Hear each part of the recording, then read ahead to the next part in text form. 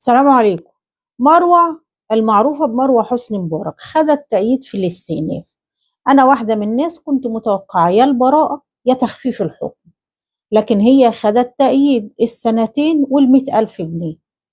طبعا الكل استغرب ازاي تاخد تأييد مع ان الاستئناف بيتم تخفيف في الأحكام، لكن مش هنستغرب لو سمعنا المقطع ده من الفيديو. ست المحامين جايب فلاشه معاه في جلسه النهارده، فبيقول انا جايب دليل ان مروه كانت رد فعل معايا فيديوهات الفنانه وفاء عامر وهي بتشتم مروه، فبيحط الفلاشه لا مين؟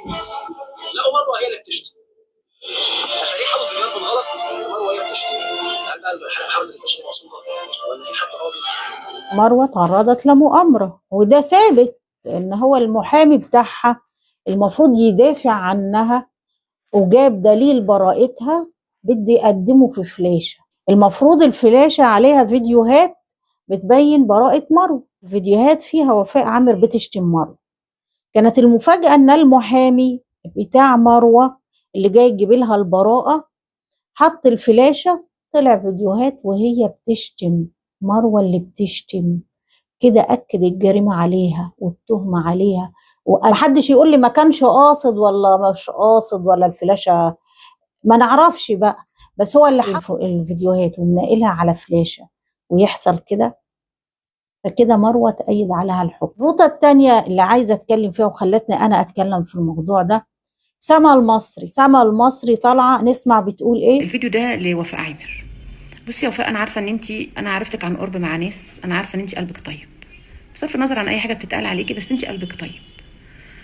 وبتقولي يا ما ساعدتي ناس. اعتبري مروه من ضمن الناس اللي انت ساعدتيها او كنت عايزه تساعديها. انا عارفه ان هي غلطت فيكي وشهرت بيكي كتير. على فكره هي شهرت بي، مش شهرت بيا، شتمتني بامي انا. وطلعت واحدة تانية اسمها حورية عاملة فيديو بتطالب وفاء عامر تتنازل عن القضية. نسمع بتقول ايه. المحامي بتاعها وانت حضرتك الوحيد اللي متواصل معاها وبتقدر تتكلم معاها، بالله عليك انا عايزه اتواصل مع الفنانه وفاء عامر، عايزه اكلمها على مروه المدعيه بنت حسني مبارك. عايزه اقول لها يا فنانه اعفي، ده ربنا بيعفى. عايزه اقول لها تنازلي عن قضيه مروه.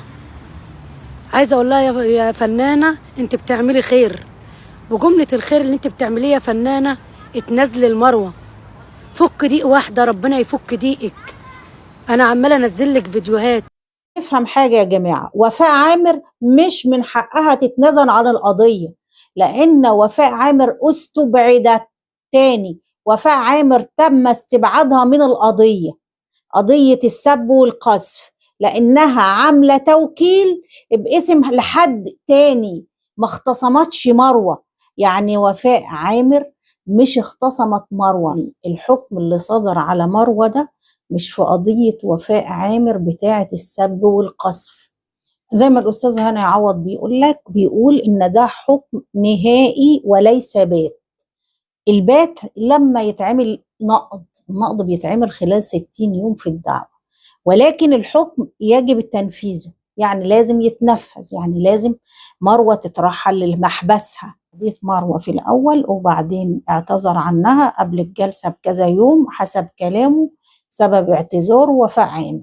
ليه اعتذر؟ لأن وفاء عامر طلعت في البرنامج مع أحمد سالم وقالت لك إن الوزراء والسفراء بيسألوا عليا، يعني أصبح حكام البلد، يعني منهم حكام البلد هتبقى خصم وحكم بقى بيسألوا عليها، يعني ما فيش حد ليه كلمة بقى ولا في قانون. فهو الراجل حس بالإحراج، يعني أنا هروح أقول إيه ولا هترفع قدام مين إذا كان الناس كلها مع الحكومة كلها معاه، الحكومة كلها مع وفاء عام.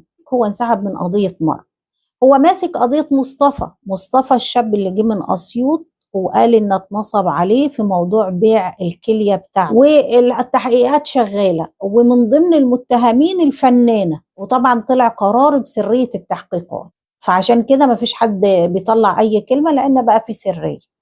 رغم إن مروة القضايا اللي قالتها بتاعت غسيل الأموال وثبتت بالواقع، الدعارة الإلكترونية ثبتت بالواقع واتمسك ناس كتير زي ياسمين بتاعت الحجريين دي موجودة والناس بتتحاكم عليها. يعني مروة قالت كلام صحيح حصل، ولكن المادة قالت لك ايه، سواء كان حقيقي او غير حقيقي. يعني لو الكلام ده مظبوط صح وافعال وجرائم موجودة او غير صحيح تتعاقب. لا، مستندات او تحت ايدك ما يثبت جرائم بتروح تتقدم بيها للنيابة او بتتقدم بيها للمباحث. ده الطريق الصح اللي القانون رسم. الموضوع لسه مفتوح ما اتحسمش، يعني ما عرفناش الكلام ده صدق ولا كذب، النيابة لسه بتحقق. الموضوع مفتوح مخلص. ما حدش يطلع يقول لو وفاء عامل اتنازلت، لان وفاء عامل مش في ايدها التنازل ولا من حقها اساسا. النقطة دي قضية السب والقذف، لا المجني عليه بيتقدم بشخصه او بيعمل توكيل خاص في اللي سب او قذف فيه، اللي شتم او ادعى عليه شيء. وفاء عامر عملت للمحامي بتاعها توكيل لواحد اسمه احمد جاد، كان نزل فيديو لمروه على صفحتها. يبقى مروه كده مش متهم، وفاء عامر مش اتهمت. تم استبعاد محضر وفاء عامر لان مش معمول في مروه، فمحدش يجي يقول لها تنازلي، لان هي مش في ايدها تتنازل، هي ما خدتش حكم، استبعدت. تم استبعادها لان الشكل لم يكتمل. بدل الشكل ما اكتملش ما نقدرش نتكلم في الموضوع. ما اكتملش الشكل يعني ايه؟ يعني مروه مش اتعمل فيها محضر، هي مروه مش اتعمل التوكيل فيها هي ان هي سبت الفنان، تمام، اتعمل في احمد جه. انما حاجه زي دي تعدي على محامي الفنانه ازاي؟ نزل المحامي بتاع وفاء عامر غلط الغلطه الكبيره، ازاي يغلطها دي؟ المفروض يذاكر قانون قبل ما يدخل. غلطه كبيره ممكن الفنانه تطيرك فيها ولا هي مقصوده. المحامي بتاع دفاع مروه اللي قدم دليل إدانتها بدل ما يقدم دليل براءتها، حسبنا الله ونعم الوكيل فيه لو كان قاصد، وأكيد يعني ب99.9 قاصد، ومش هيعمل كده منه لنفسه ولا إيه؟ ولا لازم يكون إيه؟ ولا إيه؟ والحاجة الغريبة بقى وفاء عامر منزلة فيديو أسمعه لكم كده.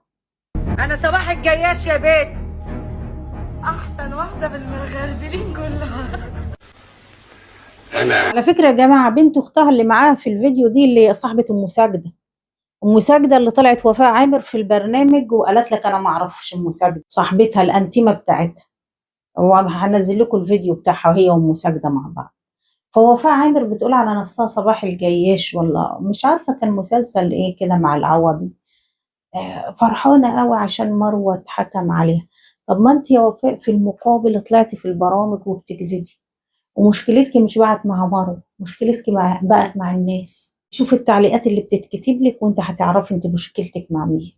فرجاء ما حدش يكتب لوفاء عامر ويقول لها تنزل، لان هي مش في ايدها التنازل. الوحيد اللي بايده يتنازل لو صدر عفو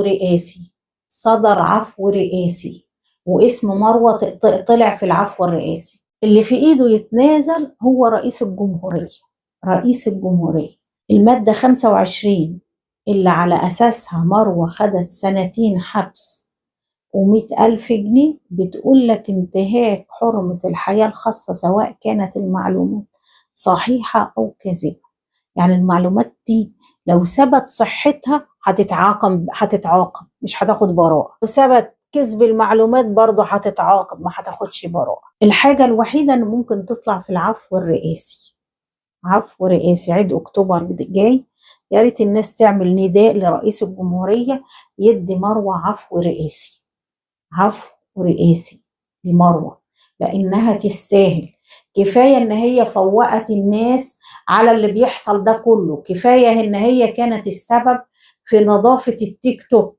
مروة أصبحت أيقونة وهتتعمل عليها 100 فيلم و100 قصة. لكن الفنانة اللي طالعة بتقول على نفسها صباح الجياش وابصر الكلام اللي بتقوله ده، صدقيني يا فنانة انت رصيدك انسحب من عند الناس، انت سحبت رصيدك كله اللي عند الناس، خصوصي بدفاعك عن الباطل.